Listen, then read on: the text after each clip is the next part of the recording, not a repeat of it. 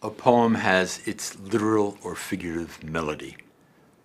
The sentence sound that Robert Frost describes as when you hear through a closed door. William Carlos Williams talks about that sound of the sentence in relation to the machine that the words become. That combination of pitch patterns, repeated vowels and consonants, sounds that are alike and unlike, and then that sentence melody, that-da-da-da-da-dee. That is a kind of music, maybe with quotation marks around the word music, maybe not. One of the songs that I can remember hearing when I was a child is a 19th century setting of Ben Jonson's "Drink to me only with thine eyes, and I will pledge with mine."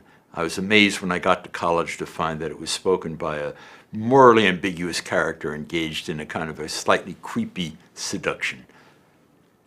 The words are excellent words. They're transformed by the 19th century setting. When I do poem jazz with my own poems, I think of it as a conversation. Lawrence Hobgood, Stan Strickland, John Lockwood, the musicians I'm working with, are listening to one another and to me. When I was trying to be a jazz player in my youth, I remember that kind of listening. You're thinking about what you're going to do, and you're thinking about what the others are doing.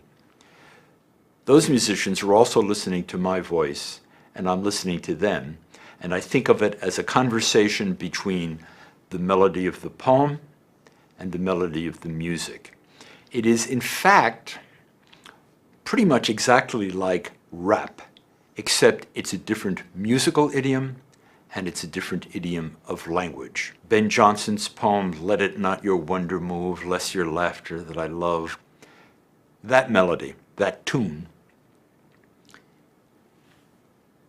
I'm performing it listening to what the musicians have to, quote, say, end quote, about it, and they're listening to my phrasing of Ben Jonson's melody that he wrote a couple of hundred years ago, more. That is a complicated conversation in the way that improvised music, which in a way is all music, good classical players are always changing what they do a bit in relation to what they hear, think, feel. That conversation is an essential part of art. And in some ways, hearing the conversation between the music of the poem and the music of the musicians, I hope, clarifies both.